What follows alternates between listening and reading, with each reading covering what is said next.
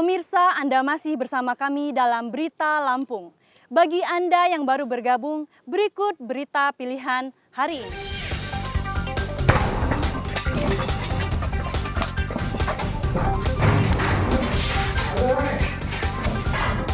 Seorang bandar narkoba menyembunyikan sabu-sabu di dalam peci. Kamu taruh mana? Ini. Kamu taruh dalam peci ini. Enggak ada, Pak. Sana ini. Masih.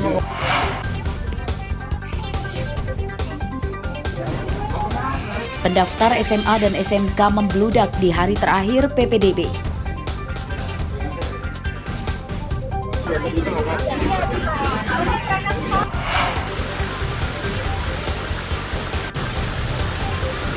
Menilik tempat wisata air terjun tingkat 3 di tengah hutan.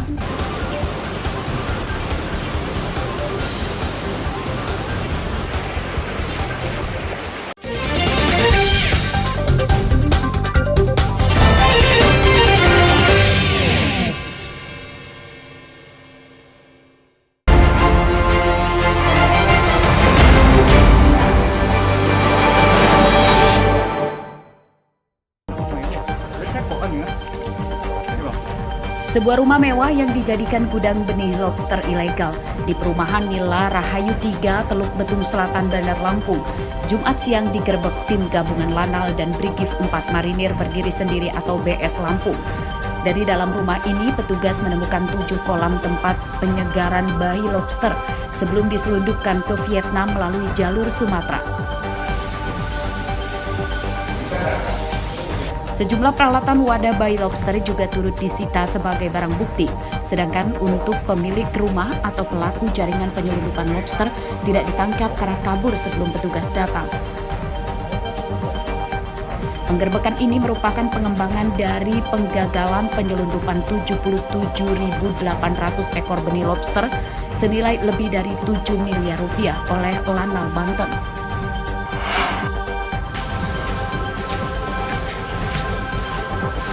Anak durhaka, kalimat ini yang mungkin cocok disematkan pada Sultan Putra Abadi. Pemuda 19 tahun warga desa Padang Rindu, Kecamatan Pesisir Utara, Kabupaten Pesisir Barat. Kamis siang, Sultan ditangkap karena tega membunuh bapak kandungnya yang renta dan sedang menderita sakit stroke. Syarifuddin tewas pada hari Minggu lalu setelah sempat menjalani rawat inap selama 1 malam di rumah sakit di Pesisir Barat. Korban menderita luka berat di kepalanya. Dalam pemeriksaan polisi, tersangka mengatakan tega menganiaya bapaknya akibat sakit hati karena kerap dimarahi. Padahal tersangka adalah anak sematawayang korban.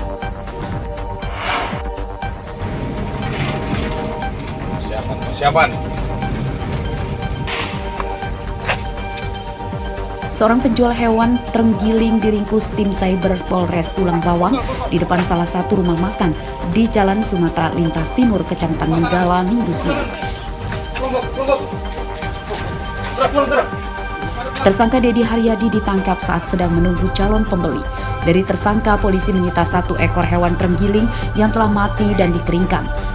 Rencananya hewan terenggiling ini akan dijual kepada pembeli seharga 5 juta rupiah.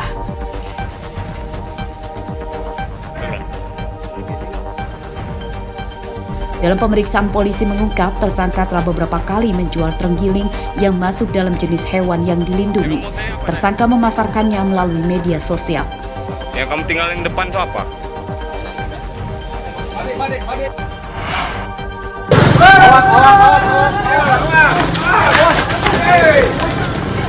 Seekor sapi kurban mengamuk dan berlari ke jalan raya saat akan disembelih pada Idul Adha Senin siang. Meski tambang tidak putus, namun beberapa warga yang memegangi tetap kewalahan. Sapi akhirnya bisa ditangkap setelah terperosok ke drainase yang cukup dalam di pinggir jalan. Kaki sapi kemudian diikat dan dievakuasi dari drainase. Kejadian sapi mengamuk ini sempat melukai 2 orang petugas panitia kurban di Masjid Nurul Yakin di Jalan Pulau Batam Raya, Waihalim, Bandar Lampung. Sapi juga sempat menabrak jendela rumah warga hingga kacanya pecah. Hingga Selasa siang, dari 2 korban luka, 1 diantaranya masih menjalani perawatan di rumah sakit akibat menderita luka berat di kepala. Menurut panitia korban, sapi mengamuk saat sedang dituntun ke lubang penyembelihan.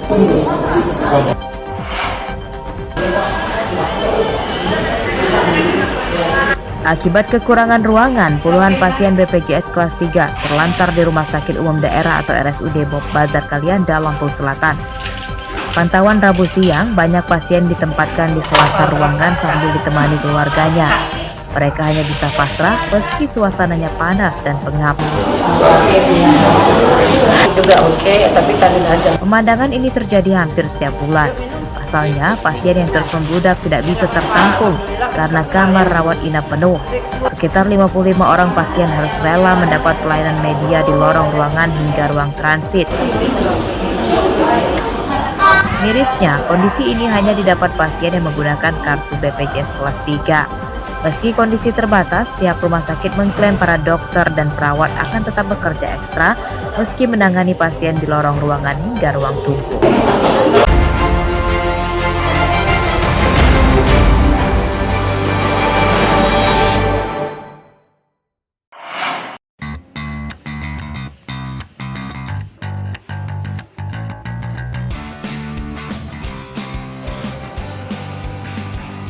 Keterbatasan bukan jadi penghalang mencari rezeki, seperti yang ditunjukkan sejumlah warga tunawicara yang jadi pekerja di tempat pencucian motor di Jalan Panglima Polim, Kelurahan Segalamider, Kecamatan Tanjung Karang Barat.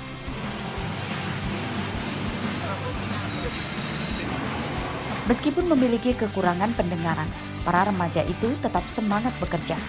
Untuk berinteraksi dengan pelanggan, mereka menggunakan bahasa isyarat dan dibantu seorang penerjemah.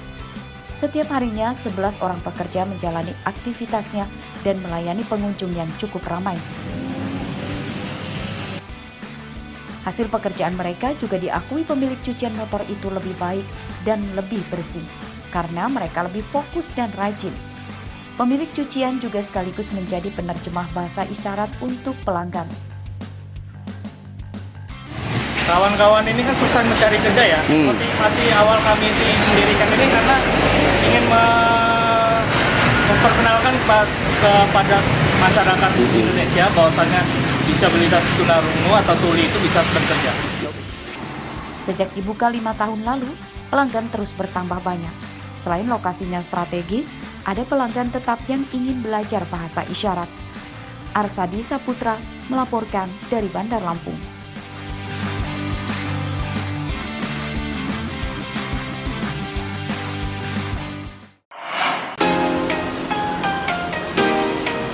Masih banyak yang belum mengetahui keindahan air terjun Curug Indah di Desa Sukamulya, Kecamatan Sukau, Lampung Barat. Selain karena keindahan pemandangan alamnya, air terjun ini juga dikenal unik karena memiliki 3 tingkatan.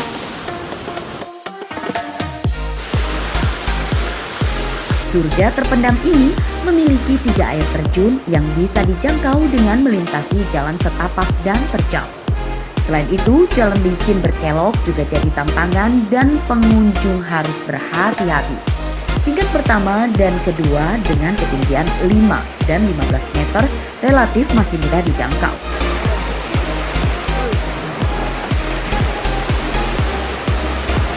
Perjuangan sebenarnya saat pengunjung ingin menikmati air terjun setinggi 30 meter.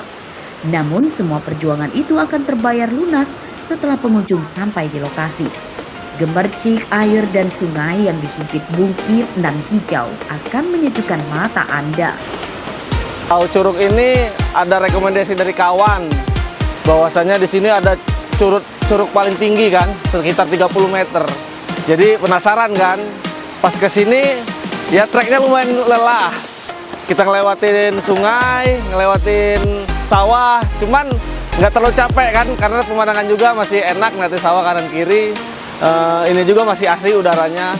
Setelah nyampe sini, alhamdulillah terbayar. Curugnya bagus. Belum banyak orang yang mengetahui lokasi air terjun ini. Untuk itu, warga desa berharap pengunjung bisa menjaga kebersihan serta tidak merusak fasilitas yang ada di sepanjang jalan. Rosandi melaporkan dari Lampung Barat.